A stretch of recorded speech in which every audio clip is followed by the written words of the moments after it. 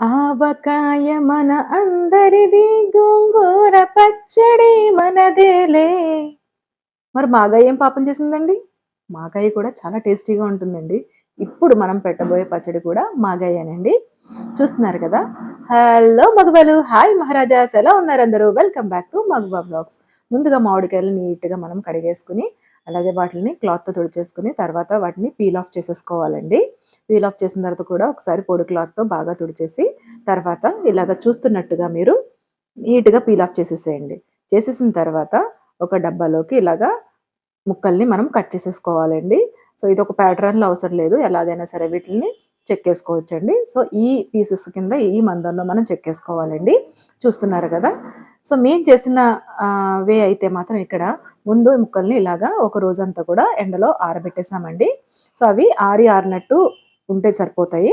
ఇన్‌స్టంట్‌గా చేసుకునే పచ్చడి కాబట్టి. తర్వాత ఇక్కడ నేను వేరుశనగ నూనె తీసుకున్నానండి. అందులో టేబుల్ స్పూన్ ఆవాలు, టేబుల్ స్పూన్ మెంతులు వేసుకున్నాను. ఇక్కడ నేను 15 కాయలైతే మీడియం సైజ్ ఉన్నాయి తీసుకున్నాను. దానికోసం ఇక్కడ నేను 3 గరిటెల కారాన్ని, పచ్చి కారాన్ని వేసుకుంటున్నానండి.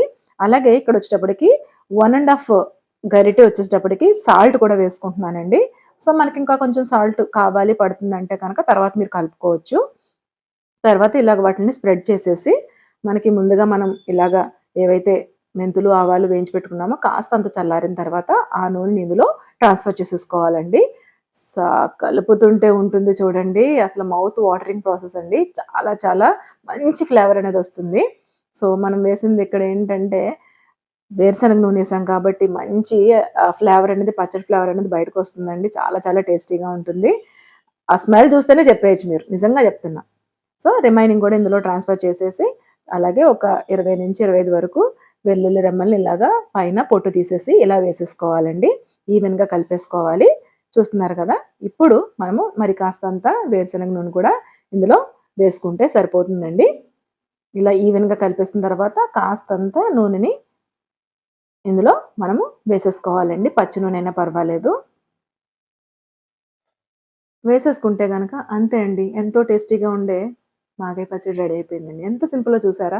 పచ్చళ్ళు పెట్టడం చాలా చాలా కష్టం అనుకుంటారు. కాకపోతే ఏంటంటే ఇలా చిన్న చిన్న క్వాంటిటీలో అయితే ఎవరైనా పెట్టేయొచ్చండి. కొంచెం హై క్వాంటిటీ పెట్టాలంటేనే కష్టం.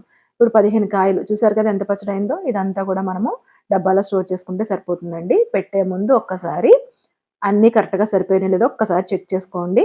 సో, మాకైతే కరెక్ట్‌గా సరిపోయినాయండి. కాస్తంత సాల్ట్ అనేది మేము ఎక్స్‌ట్రాగా వేసుకున్నాము. ఎందుకంటే నూనెలో నానుతుంది కాబట్టి. నూనె అనేది ఇలాగ డబ్బా పైకి తేలుతూ ఉండాలండి. నెక్స్ట్ రోజు మళ్ళీ ఒకసారి కలిపేసుకుంటే గనక మనకి మాగాయి పచ్చడి అనేది రెడీ అయిపోయినట్టేనండి.